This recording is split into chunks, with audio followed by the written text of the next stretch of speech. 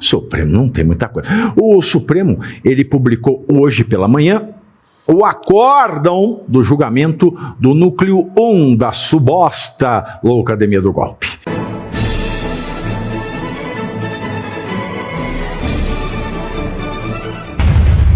E mais uma vez, muito obrigado por estarem comigo nesta noite fria de São Paulo, noite fria no Brasil. O STF, que é o Supremo Tribunal Federal, que de Supremo tem pouca coisa, né? Vamos combinar que hoje em dia é Supremo. Supremo não tem muita coisa. O Supremo, ele publicou hoje pela manhã o acórdão do julgamento do núcleo 1 da suposta Loucademia do Golpe. Nesse grupo estão 8 réus, incluindo o ex-presidente Jair Bolsonaro, que foi condenado a 27 anos e 3 meses de prisão. A corte informou que a publicação foi feita depois de o ministro Luiz Fux, um dos que participaram do julgamento, revisar gramaticalmente o seu voto em apenas 6 dias e devolver o processo para que o acórdão fosse publicado. A rapidez de Fux frustrou aqueles que apostavam que o ministro usasse todo o prazo de 20 dias para fazer a sua revisão gramatical do voto. A expectativa era de que isso adiaria o início do cumprimento da pena pelos réus, é claro, porque você adia a devolução da revisão, adia a publicação do acórdão, adiando a publicação do acórdão, você adia o prazo para o recurso, adiando o prazo do recurso, você adia o prazo do julgamento e etc. e tal. Com a publicação do acórdão, as defesas terão 5 dias, contados a partir de amanhã, para protocolar os chamados embargos de declaração, que é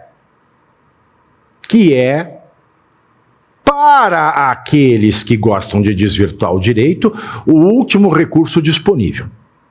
Tá? Aliás, quando a gente lê o que está escrito no noticiário hoje, isso é fake news. Tá? Isso está... Em qual jornal está essa última parte aí? Pode ser também, pode ser quem escreveu aqui no Metrópolis, pode ter escrito errado. No Metrópolis e no Globo. Isso é fake news que está aqui agora. Pronto, falei. Dizer que embargos de declaração é o último recurso nesse caso é fake news? É. E dizer também que o embargo de declaração não tem poder de mudar o mérito da condenação é fake news? É. Pergunta para um advogado antes de escrever esta barbaridade. Pergunta. Porque vale lembrar o seguinte. Quando a gente fala em embargo de declaração não é um recurso para mudar o voto, não. O embargo de declaração é: ô juiz, olha aqui, juiz, a sua sentença tem uma contradição. A sua sentença tem uma omissão, faltou você ver um aspecto fundamental. A sua sentença tem um erro, tem uma obscuridade. Às vezes uma contradição, ela é tão grande que se ela for sanada, você muda o mérito. Isso se chama efeito infringente do embargo de declaração. Então não existe essa. Porque o juiz no Brasil, e o Scaff vai falar mais disso daqui a pouco, o juiz do Brasil, ele tem uma má vontade que é uma coisa assim, estarrecedora. Eu vou até citar o nome de um juiz aqui para eu ganhar um processo de dano moral. Por que eu vou fazer isso, Scaff? Porque eu sou louco. Eu vou fazer isso porque eu sou louco. Eu vou vir aqui num processo, ó. Tem um processo que tem uma moça, né, chama-se Andréia, a moça, ela me deve 400 mil, sabe? E aí tem a ação de cobrança, né? Transitou em julgado, já estou executando, mas ela entra com agravo, ela não contestou a execução, aí entrou com agravo depois. É uma coisa muito louca. E ela me deu sentença, a título executivo judicial na minha mão. Aí uma vez eu cobrei ela em público, ela entrou com ação de danos morais contra mim e ganhou. Ganhou! Ela pediu 500 mil de danos morais. Você acredita nisso? Acredita? Ó, ela me deve 400 mil. Tem trânsito em julgado. O nome dela é Andréia Cury. tá? Aí porque eu falei que ela me deve isso no ar, ela me processou. Aí ela pediu 500 mil de danos morais. A mulher me deve 400 mil, me pediu 500 mil de danos morais, porque eu falei que ela me deve. Bom, tá bom. Aí ela ganhou a ação de danos morais e ainda me moveu uma... Ganhou, mas o juiz ele deu 10 mil reais. Então ela perdeu em 490 mil e eu perdi em 10 mil reais. Aí o juiz... Escuta essa é boa. O juiz da causa, que eu não estou achando o nome para a sorte do juiz ou para minha sorte, viu? Eu não sei para a sorte de quem, mas o fato é que o juiz, eu não estou achando aqui, sorte do juiz, ele falou o seguinte, escuta essa, ô Scaff, corta aqui com o Scaff, faz meia tela com o Scaff aqui para mim, eu quero ver a reação dele, por favor, faz pip, isso. Aí pus embargo, declaração, falei, olha, aí o juiz falou assim, bom, eu dou 10 mil reais. Ela pediu 500, ou seja, ela perdeu 490. Aí o juiz falou, então, como a parte ré, no caso eu, teve a maior perda, ele que arque com as custas e honorários. Bom, a maior perda foi de quem perdeu 490. Então a maior perda foi dela. Aí eu falei assim, olha, excelência, nos embargos de declaração, tem um equívocozinho aqui, né, de matemática. Eu perdi 10 mil, ela perdeu 490 mil. Então eu não posso arcar com custo e honorário porque ela teve a maior perda, foi dela. Aí o juiz falou assim, a parte quer mudar o julgado com embargos de declaração. Denego. Ele nem lê. O juiz nem lê, o juiz caga assim, cagou. Ele trocou a petição pelo papel higiênico, é uma vergonha. Juiz tem que saber que embargo pode ter efeito infringente, sim. Parem de ser safadinhos, sabujos. Então pode sim embargo de declaração, pode mudar, depender da merda que o juiz fez, pode mudar sim. E tem mais ainda. Depois do embargo de declaração, tem embargo infringente. Porque o que a lei diz? A lei diz, qual lei? O regimento interno do STF. Ele fala que se tiver uma divergência, cabe embargo infringente. Cabe! Ah, mas por que estão falando que não cabe? Porque teve o último julgado do STF, no caso do Paulo Maluf, o Scaff. Só estou falando dos turcos hoje, hein? Scaff, Maluf. Né? O caso do Paulo Maluf, Scaff, ele teve uma divergência, aí foi para o plenário decidir. Por maioria, por 6-5, o STF disse que precisava de ter 2 divergências na turma para ter embargo infringente.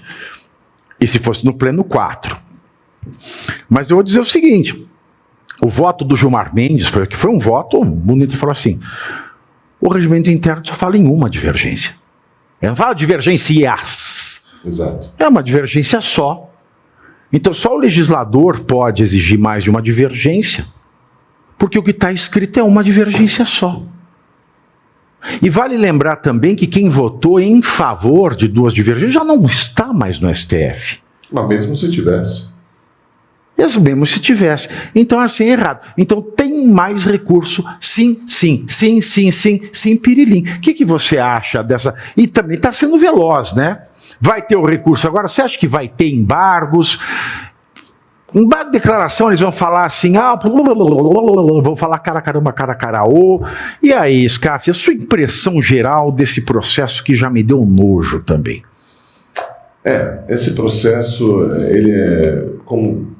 Assim, o voto do ministro Fux é um voto de juiz de verdade, a gente pode dizer, né? Não é porque é um voto contrário à condenação. É porque a gente, como advogado, a gente entende que ele aplica a lei processual no voto dele. Uma lei processual que é básica, que a gente aprende na faculdade.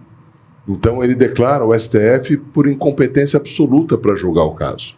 Então, nesse caso, ele não precisa nem apreciar o mérito, porque, na verdade, se é incompetência absoluta, como o Luiz Fux acaba de dizer, e eu concordo com o voto do ministro Fux, que é um voto de um juiz. Deixa eu perguntar uma coisa. Alemão, Nós estamos com som? Tá? Ah, foi uma piscada só. Deu uma piscadinha. Então tá bom. Foi gostoso? Então vai. Fredo. É porque o som não tá saindo. Tá meio louco. Tá meio louco. Bem, é o que eu tô te dizendo. A gente fica perplexo porque esse julgamento do 8 de janeiro não poderia ter foro originário no STF. Um cidadão comum tem que ter o duplo grau de jurisdição. O presidente Lula foi julgado por 3 instâncias. E o que a gente está vendo é uma série de barbaridades que fazem com que o ministro Fux até peça para mudar de turma, Pavinato, porque é inaceitável ficar numa turma onde há um ativismo político muito grande, onde as pessoas estão como juízes, mas defendem ideologias. Isso quebra a separação dos poderes, é por isso que, infelizmente, o STF é notícia de cotidiano, quando não deveria ser. Né? Todos os dias no Brasil nós temos notícia de Suprema Corte, o que não acontece em nenhum país do mundo normal, onde as instituições andam normalmente. E aí dizem que o Brasil está andando normalmente. Não está andando normalmente.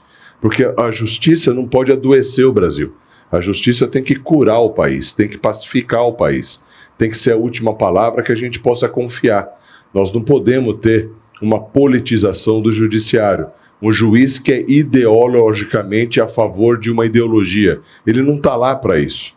Né? Ele está lá para aplicar a lei, para respeitar a Constituição, para dar exemplo para os tribunais inferiores, para todos os juízes do Brasil, que ele aplica a lei, ele não inventa a lei, ele não imagina a lei, ele não imagina fatos, ele não fica sonhando e falando no julgamento coisas que não existem, tipos penais que está só na cabeça do próprio juiz. Então, é isso que está acontecendo no país hoje. E com relação ao que você falou dos embargos de declaração, embargo de declaração tem uma importância profunda no processo, porque tem 4 itens que podem ser corrigidos, mas o que acontece, infelizmente, na prática, é que os juízes acham que quando eles proferem a sentença, o advogado está protelando com um recurso que é plausível. E não é verdade. Se o recurso existe, é para ser usado e o juiz tem que apreciar, porque realmente pode mudar o mérito em vários casos.